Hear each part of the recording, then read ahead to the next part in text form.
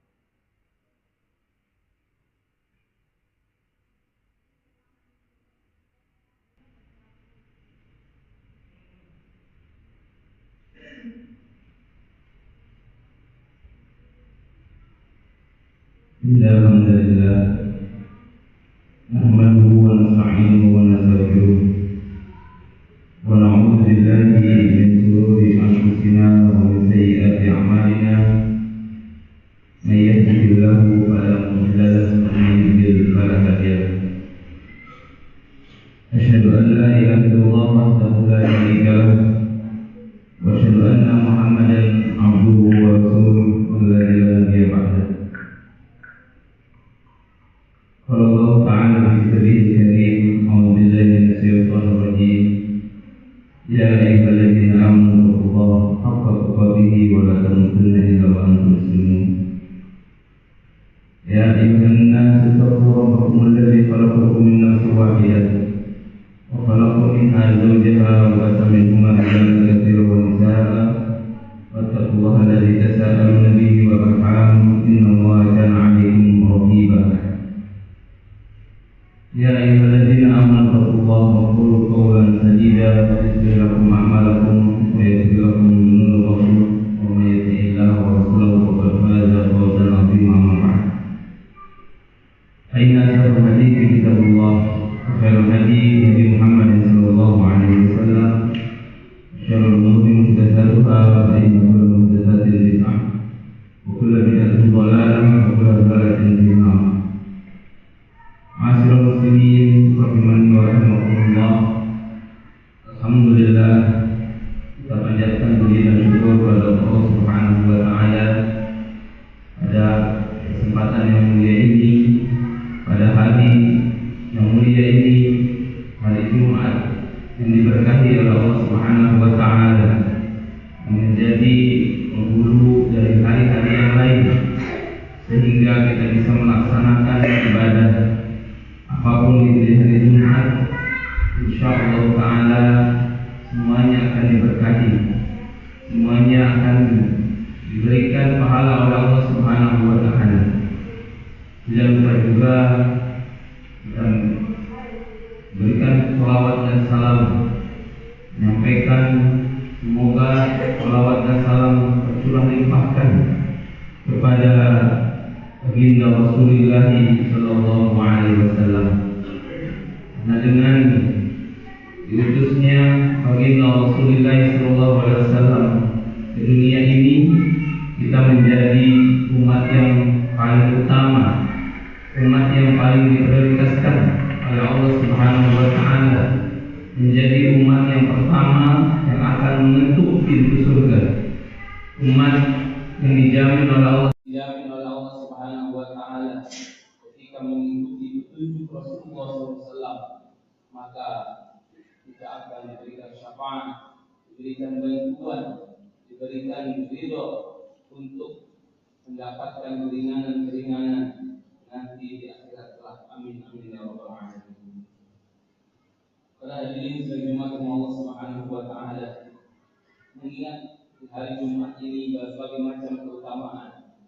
Di antaranya ada satu surat yang Allah Subhanahu wa taala berikan keutamaan sebagaimana Rasulullah SAW bersabda, yang diriwayatkan oleh Abu Darda radhiyallahu anhu yang mengatakan, "Man hafidha 10 ayat min awal surat Al-Kahfi usima min ad-dajjal." Kata Rasulullah SAW, ada surat di mana barang siapa yang menghafalkan 10 ayat yang pertama dari surat Al-Kahfi, maka dia akan terlindungi dari Dajjal. Begitu juga keutamaan surat Al-Kahfi yang lainnya di hari Jumat, sebagaimana Rasulullah SAW menyampaikan dari riwayat Abu Sa'id Al-Khudri radhiyallahu anhu, beliau mengatakan, "Man qara'a surat Al-Kahfi lailatal Jum'ah adha'a lahu min nur bainahu wa bainal baitil atiq." Beliau mengatakan, barang siapa yang membacakan atau membaca surat Al-Kahfi pada malam Jumat atau pada hari Jumat, ia akan diterangi dengan cahaya di antara dia dengan Ka'bah. Begitu juga dalam hadis yang lainnya, kata Rasulullah SAW masih dari Abu Sa'id Al-Khudri, "Inna man qara'a surat Al-Kahfi yaumal Jum'ah adha'a lahu minan nuri ma bainal jum'atain." Sesungguhnya barang siapa yang membacakan surat Al-Kahfi di hari Jumat, ia akan diterangi dengan cahaya di antara dua Jumat tersebut. Inilah keutamaan surat Al-Kahfi yang mungkin saja di antara kita sudah banyak tahu. Maka dari itu, marilah kita mengamalkan hadis ini. Para hadirin yang dimaklumi Allah Subhanahu wa taala, selain keutamaan membacanya, ternyata Allah Subhanahu wa taala juga menyimpan rahasia yang besar, memberikan pelajaran penting dalam surat Al-Kahfi tersebut. Bukan hanya kita mendapatkan keutamaan untuk membacanya, tetapi di dalamnya terkandung sebuah kisah yang luar biasa yang memberikan pelajaran besar kepada kita semua, kisah yang fenomenal yang Allah Subhanahu wa taala sebutkan dalam Al-Qur'an yang tentunya berada pada surat Al-Kahfi ini. Ketahuilah, arti dari Al-Kahfi ini sendiri adalah buah. Mengapa Allah Subhanahu wa taala memberikan nama surat ini dengan surat Al-Kahfi? Karena di dalamnya dari beberapa ayat yang dicantumkan oleh Allah Subhanahu wa taala memberikan sebuah kisah tentang pemuda yang disebut dengan pemuda Ashabul Kahfi, pemuda penghuni gua, pemuda yang berada di dalam gua untuk menyelamatkan dirinya bersembunyi dari kaumnya yang ketika itu berada di sekeliling. Para hadirin sidang Jumat yang dimuliakan oleh Allah Subhanahu wa taala, betapa besar cintanya Allah kepada kita. Tentunya Ashabul Kahfi ini adalah salah satu bentuk pelajaran bagi kita.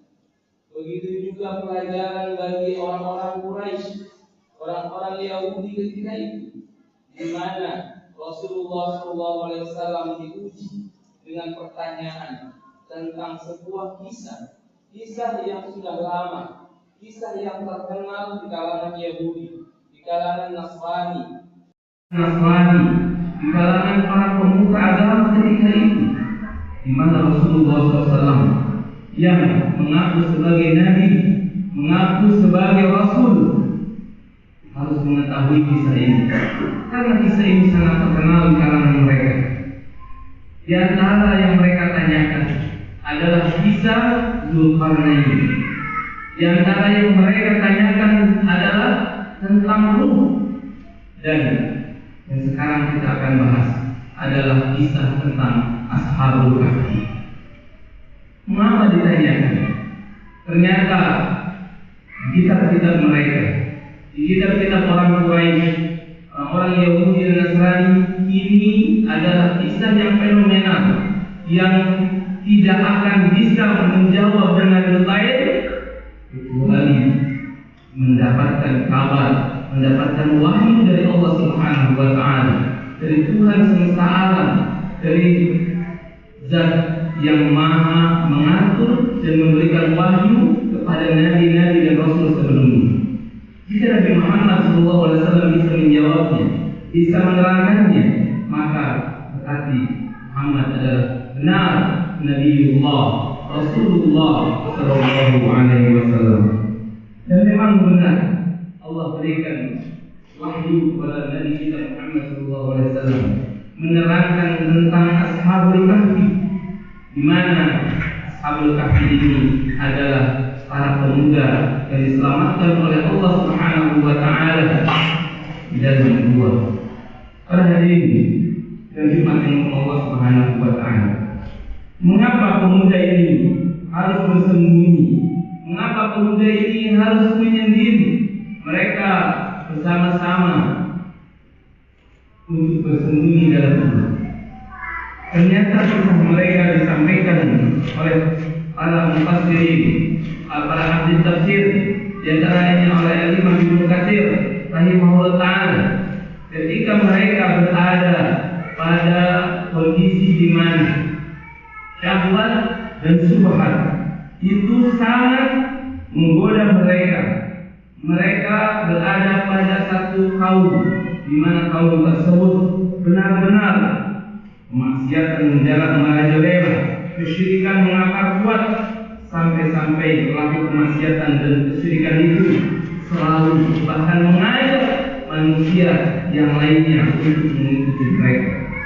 Sebagaimana Allah Subhanahu wa taala menyampaikan dalam surat Al-Kahfi, "Innahum yadharu alaikum yarjumukum aw yu'idukum fi millatihim. Kata Allah, sesungguhnya jika mereka dapat mengetahui sesuatu, dapat mengetahui di mana orang yang tidak mengikuti kemaksiatan mereka, tidak mengikuti kekufuran mereka, maka yarjumukum aw yu'idukum fi millatihim. Mereka akan melempari kamu dengan batu, atau kamu akan diajak kembali, dipaksa kembali untuk mengikuti agama mereka. Lihatlah dan bayangkanlah bagaimana kondisi ketika itu, ketika seorang pemuda, beberapa pemuda yang ingin mempertahankan akidah, mempertahankan hidayah dari Allah Subhanahu wa Ta'ala. Jemaah yang dimuliakan Allah Subhanahu wa Ta'ala, kisah ini adalah kisah yang luar biasa. Mereka para pemuda yang disebutkan oleh Allah Subhanahu wa Ta'ala tentang bagaimana memiliki keimanan yang kuat, juga memiliki ujian yang besar. Mereka berusaha membuat keimanan mereka bertahan dari gempuran-gempuran, dari godaan-godaan, dari paksaan-paksaan masyarakat sekitarnya. Maka kata Allah, nahnu naqussu 'alaika naba'ahum bil haqq. Kami ceritakan kepada wahai Muhammad, sampaikan kepada orang Quraisy, innahum fityatun, mereka itu para pemuda, amanu bi rabbihim, mereka punya sifat beriman kepada Rabb mereka. Wazidnahum huda, bahkan mereka kami tambahkan petunjuk kepada mereka. Mereka pemuda yang benar-benar memiliki keimanan. Mereka pemuda ketika memiliki keimanan, Allah tambahkan, Allah terus tambahkan keimanan mereka supaya mereka bisa bertahan dari kumpulan maksiat dan kesyirikan ketika itu. Warbatna ala qulubihim, dan kami teguhkan hati mereka. Idqamu faqalu rabbuna, ketika mereka berdiri lalu mereka mengatakan Rabbuna Rabbus samawati wal ardh. Mereka meyakini, mereka tidak ingin menyembah yang lainnya. Mereka ingin menyembah Rabbuna, Rabb kami adalah Rabbus samawati wal ardh, yaitu Tuhan langit dan Tuhan bumi. Lan nad'u min dunihi ilahan, kami tidak akan berdoa, kami tidak akan menyembah min dunihi ilahan, dari selain Allah, dari selain Rabb kami, itu ilahan Tuhan yang lain. Laqad qulna idzan syaqqa, tentu kami mengucapkan perkataan yang sangat jauh dari kebenaran yang mereka kiri. Pada hari ini dan umat yang dimuliakan Allah Subhanahu wa Ta'ala, pelajaran yang selanjutnya, Allah berfirman, "Id awal fityatu ilal kahfi faqalu rabbana atina min ladunka rahmah wa hayyi lana min amrina rasada." Ingatlah kata Allah, pemuda itu berlindung ke dalam gua, lalu mereka berdoa, ya Tuhan kami, berikanlah rahmat kepada kami dari sisimu dan sempurnakanlah petunjuk yang lurus bagi urusan kami. Para pemuda tersebut mengajarkan kepada kita bahwa pentingnya doa, pentingnya berdoa kepada Allah, karena doa adalah silahul mukmin, senjatanya orang-orang yang beriman, senjatanya orang-orang salih, dan senjatanya orang-orang yang berdakwah kepada Allah Subhanahu wa Ta'ala. Para pemuda ini mereka berdoa meminta dua perkara yang sangat penting. Yang pertama, mereka meminta rahmat kepada Allah Subhanahu wa Ta'ala, kasih sayang Allah Subhanahu wa Ta'ala. Dan yang kedua, mereka minta petunjuk dari Allah Subhanahu wa Ta'ala. Dua perkara ini sangat dibutuhkan oleh kita, oleh orang-orang salih, orang-orang yang beriman, untuk menghadapi berbagai macam cobaan dan ujian. Pada ini dan umat Allah Subhanahu wa Ta'ala, di antara faedah yang lainnya adalah Allah Subhanahu wa Ta'ala menyematkan sifat fityah, sifat muda dalam ayat ini, dalam kisah ini. Mereka adalah pemuda Mereka adalah penghuni gua, di mana mereka sebenarnya harusnya mereka terpesona dengan kehidupan dunia, tetapi tidak. Mereka justru memanfaatkan kebaikan. Mendingan mereka hidup di dalam gua daripada harus mereka bercampur dengan orang-orang yang bermaksiat dan bergelimang dengan dosa dan kemaksiatan di dunia. Oleh karena itu, kisah ini menunjukkan bahwa pemuda ini memiliki ketaatan yang luar biasa, ketaatan kepada Allah yang mereka mampu untuk bisa mempertahankannya. Maka janji Allah Subhanahu wa taala dalam hadis Nabi sallallahu alaihi wasallam disampaikan, sab'atun yudhilluhumullahu fi dhillihi yauma la dhilla illa dhilluh. Ada 7 golongan di mana golongan tersebut Allah akan naungi ketika di mana satu hari, pada hari itu tidak ada naungan kecuali naungan Allah. Di antara mereka adalah syabun, pemuda, nasha'a fi ibadati rabbih, mereka hidup, mereka berjalan di muka bumi ini, mereka beraktivitas di muka bumi ini fi ibadati rabbih, dalam beribadah kepada Allah Subhanahu wa taala. Luar biasa. Mudah-mudahan kita bisa mengambil faedah yang banyak dari kisah Ashabul Kahfi ini. Barakallahu wa lakum wa li sa'iril muslimin wastaghfiruhu innahu huwal ghafurur rahim.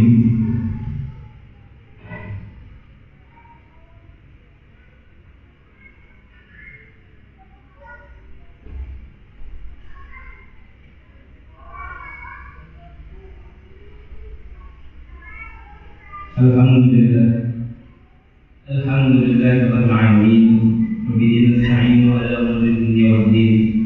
Wassalatu wassalamu ala asyrafil anbiya'i wal mursalin wa ala alihi wa sahbihi ajma'in, amma ba'd. Para hadirin dan Jumat Allah Subhanahu wa taala. Para hadirin dan Jumat Allah Subhanahu wa taala. Pada khutbah yang kedua ini adalah kita berdoa kepada Allah Subhanahu wa taala.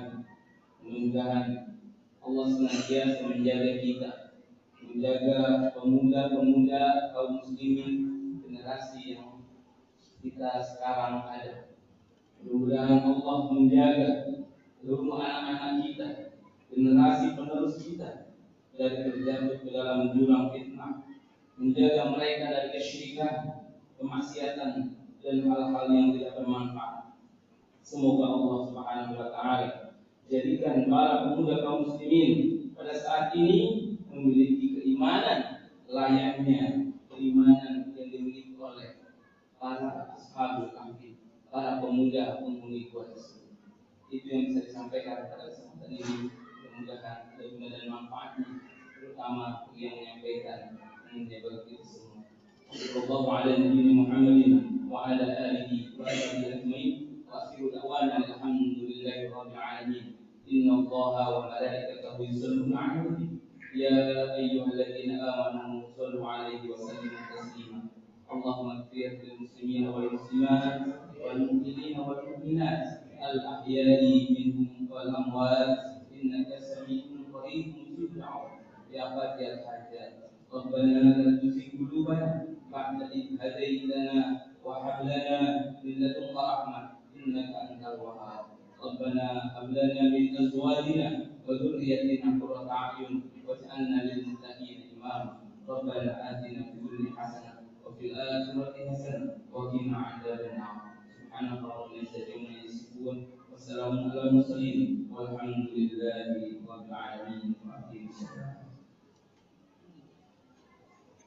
Allahu Akbar, Allahu Akbar. Asyhadu an la ilaha illallah, asyhadu anna Muhammadar Rasulullah. Hayya 'alas shalah, hayya 'alal falah. Qad qamatis shalah, qad qamatis shalah. Allahu Akbar, Allahu Akbar. La ilaha illallah.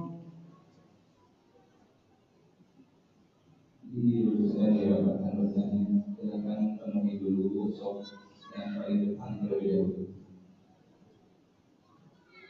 استووا صفوفكم كما تسوى الصفوف كما الصلاة. الله أكبر.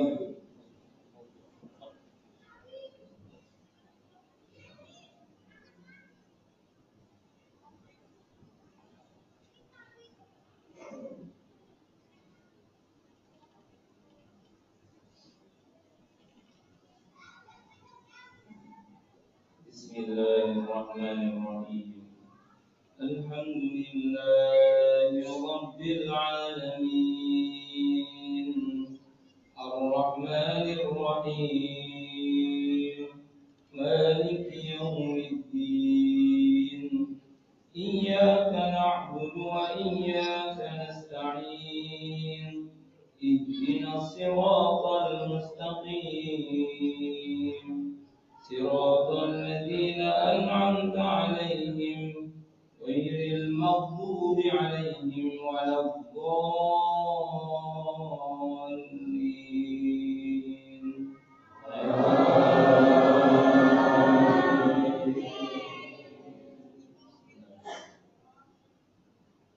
يا أيها الذين آمنوا استعينوا بالصبر والصلاة إن الله مع الصابرين ولا تقولوا لمن يقتل في سبيل الله أموات بل أحياء ولكن لا تشعرون.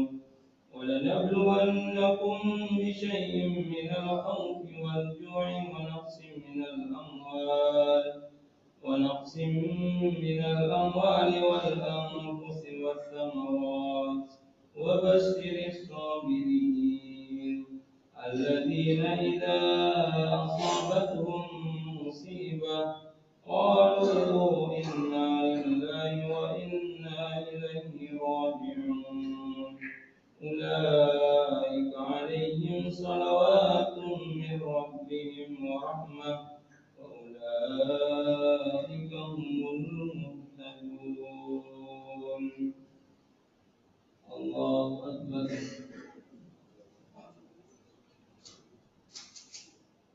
سمع الله لمن حمده. الله أكبر.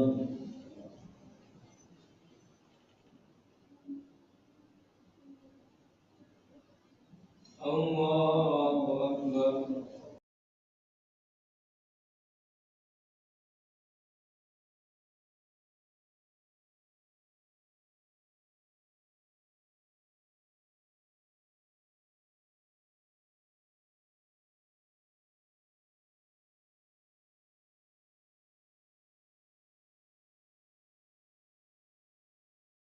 الله أكبر. بسم الله الرحمن الرحيم. الحمد لله رب العالمين الرحمن الرحيم مالك يوم الدين إياك نعبد وإياك نستعين اهدنا الصراط المستقيم صراط الذين أنعمت عليهم غير المغضوب عليهم ولا الضالين.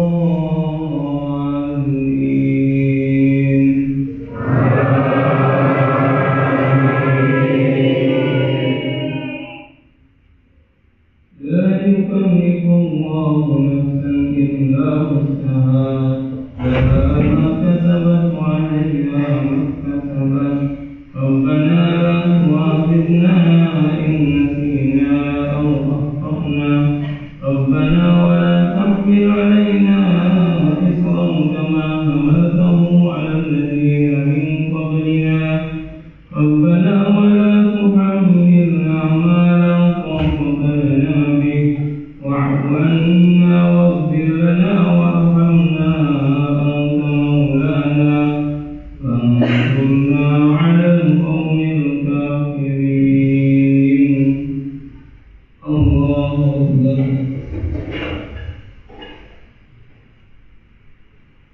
سمع الله لمن حمده.